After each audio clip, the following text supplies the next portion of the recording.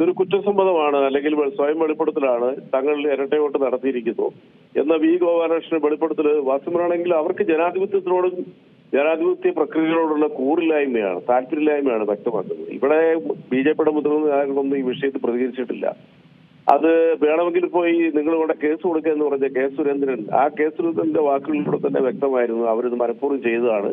നിങ്ങളുടെ സംവിധാനമാണല്ലോ, നിങ്ങൾ എന്തുകൊണ്ട് പിടിക്കുന്നില്ല, നിങ്ങളുടെ കേസ് കൊടുക്കുക എന്ന് പറഞ്ഞപ്പോൾ തന്നെ അവർ ആ ധാർഷ്ട്യം പുറത്തു കാണിച്ചു. ദേശീയ തലത്തിൽ ഒരു ഭരണകക്ഷി ആയതിന്റെ ഹുങ്കാണ് ഇത് കാണിക്കുന്നത്. വി ഗോപാലകൃഷ്ണൻ അതിനെ ഇപ്പോൾ ഓൺ ചെയ്തിരിക്കുന്നു. അതായത് സുരേഷ് ഗോപിയുടെ വിജയം ഇരട്ട വോട്ടിലൂടെ, കള്ളവോട്ടിലൂടെ മറ്റു മണ്ഡലങ്ങളിൽ നിന്ന് ആളുകളെ അവിടെ താൽക്കാലികമായിട്ട് കൊണ്ട് താമസിപ്പിച്ച് അവരുടെ വോട്ട് 52,000 വോട്ട് അങ്ങനെ ചെയ്തിട്ടുണ്ടെന്നാണ് കണക്കുകൾ പുറത്തു വരുന്നത്. അത് പിന്നെ ബി.ജെ.പി സംസ്ഥാന വൈസ് പ്രസിഡന്റും അവരുടെ സ്പോക്ക് പേഴ്സണുമായ വി ഗോപാലകൃഷ്ണൻ അംഗീകരിച്ചിരിക്കുന്നു. അപ്പൊ ഇപ്പൊ ഒരു കാര്യം വ്യക്തമായില്ലേ, തൃശ്ശൂരിൽ നിന്നുള്ള തെരഞ്ഞെടുത്തിരിക്കുന്ന ജനപ്രതിനിധി ജനങ്ങളുടെ വികാരമാണ്, ജനങ്ങളുടെ സംഭവത്തോടുകൂടി തെരഞ്ഞെടുത്തതല്ല. അയാൾ കൃത്രിമ മാർഗത്തിലൂടെയാണ് ഇന്ത്യൻ പാർലമെന്റിൽ എത്തിയതും സത്യപ്രതിജ്ഞ ചെയ്ത് ഒരു കേന്ദ്ര സഹമന്ത്രിയായിട്ട് അധികാരം ഏറ്റെടുക്കുന്നത് പകൽ പോലെ വിളിച്ചു വായിക്കുന്നു. അതിന്റെ സമ്മതമാണ്. അത് കുറ്റസമ്മതം എന്ന് ഞാൻ പറഞ്ഞത് കുറ്റസമ്മതമൊന്നുമല്ല, അവരുടെ ധിക്കാരമായ അവരുടെ നിലപാടാണ്. ഞങ്ങൾ അങ്ങനെ എന്ത് ചെയ്യാൻ പറ്റുന്നത്. അപ്പൊ നമ്മളിവിടെ മനസ്സിലാക്കേണ്ടത് കേരളത്തിലെ എന്നല്ല ഇന്ത്യയിലെ തന്നെ ഇപ്പൊ പല മണ്ഡലങ്ങളിലും പിന്നെ ലക്ഷക്കണക്കിന് വോട്ടുകൾ വർദ്ധിപ്പിച്ചുകൊണ്ട് ഈ രീതിയിൽ ചെയ്തിട്ടുണ്ടെന്നുള്ള തെളിവ് ചെയ്ത് രാഹുൽ ഗാന്ധി പുറത്തു വന്നിട്ടുണ്ട്. പ്രത്യേകിച്ച് ബാംഗ്ലൂർ മധേപൂർ എന്ന് പറയുന്ന നിയോജകമണ്ഡലം, അവിടെ ഏതാണ്ട് 1.5 ലക്ഷത്തോളം വോട്ടർമാരെയാണ് ഈ ഇതിൽ കയറ്റിയിരിക്കുന്നത്. 582 പേരെ പറ്റിയൊക്കെ ഒരു മുറിയിൽ ഉണ്ടെന്നും പറഞ്ഞുകൊണ്ട് അവിടെ രേഖപ്പെടുത്തിയിട്ടുണ്ട്. അതുകൂടാതെ തൃശ്ശൂർ ഒരു സ്ത്രീ അവരുടെ ഫ്ലാറ്റിൽ നിന്ന് 9 വോട്ടർമാരുണ്ടെന്നും പറഞ്ഞു അവർ അറിയത്തു പോലുമില്ല.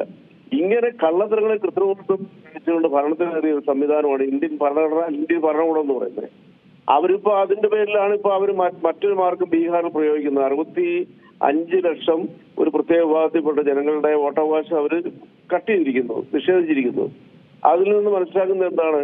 അതിൽ നിന്ന് മനസ്സിലാക്കുന്നത് ഇന്ത്യയുടെ ജനാധിപത്യത്തിൽ ഏതെങ്കിലും വിധത്തിൽ അധികാരത്തിലേറാനായിട്ട് അല്ലെ ആ ഒരു അധികാരത്തിലേറാൻ സംശയമുണ്ടെങ്കിൽ വോട്ട് ചെയ്യുന്നവരുടെ വോട്ടവകാശം നിഷേധിക്കപ്പെടുകയും ചിലയിടത്ത് വോട്ടുകൾ ആഡ് ചെയ്യുകയും ചെയ്ത് കൃത്രിമ മാർഗത്തിലൂടെ ഭരണം പിടിക്കുന്ന ഒരു രാഷ്ട്രീയ പ്രസ്ഥാനമായി, ഒരു ജനാധിപത്യ രാഷ്ട്രീയ പ്രസ്ഥാനമായിട്ട് ആ രാഷ്ട്രീയ കക്ഷി അധപ്പതിച്ചിരിക്കുന്നു.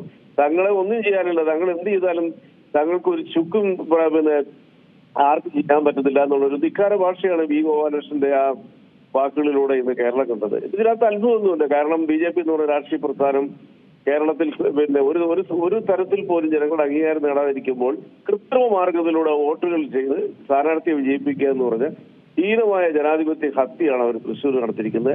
അതുപോലെ തന്നെ ഇന്ത്യയിലെ വിവിധ സംസ്ഥാനങ്ങളിൽ നടത്തിയിരിക്കുന്നത് പകൽ പോലെ വ്യക്തമായി. ഇതിനെതിരെ തീർച്ചയായിട്ടും ജാഗ്രതയോടെ ഇരിക്കണം. ഗവൺമെന്റുകൾ, സംസ്ഥാന സർക്കാർ വളരെ കൃത്യമായ രീതിയിലുള്ള അന്വേഷണങ്ങൾ നടത്തണം. വി ഗോപാലകൃഷ്ണന്റെ അടുത്ത് നിന്ന് മൊഴിയെടുക്കണം.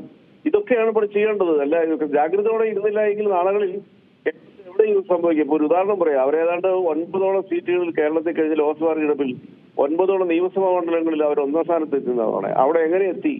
ഈ രീതിയിലുള്ള തട്ടിപ്പുകൾ നടത്തിയിട്ടാണ്. പ്രത്യേകിച്ച് കായംകുളം പോലെയുള്ള നിയോജകമണ്ഡലങ്ങളിൽ, അതുപോലെ ഹരിപ്പാടൊക്കെ തൊട്ടടുത്ത് എത്തിയെങ്കിൽ, ജനാധിപത്യ ബോധമുള്ള ഇടതുപക്ഷ ചായ്വുള്ള ഇത്തരം മണ്ഡലങ്ങളിൽ പോലും അവർ 1ാം സ്ഥാനത്ത് എത്തിയെങ്കിൽ, ഹരിപ്പാട് വ്യത്യസ്തമാണെങ്കിൽ പോലും എത്തിയെങ്കിൽ തീർച്ചയായിട്ടും ഇത്തരം കൃത്രിമങ്ങൾ അവിടെ നടത്തിയിട്ടുണ്ട്. അത് ഒരു അന്വേഷണത്തിന് വിധേയമാണ്. തെരഞ്ഞെടുപ്പ് കമ്മീഷൻ പോലും അവരുടെ ബി ടീമായി പ്രവർത്തിക്കുമ്പോൾ ആരെ ആശ്രയിക്കും?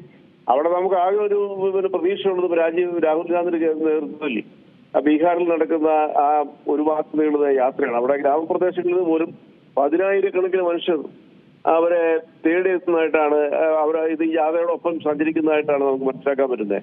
അതൊരു ശുഭപ്രതീക്ഷയാണ്.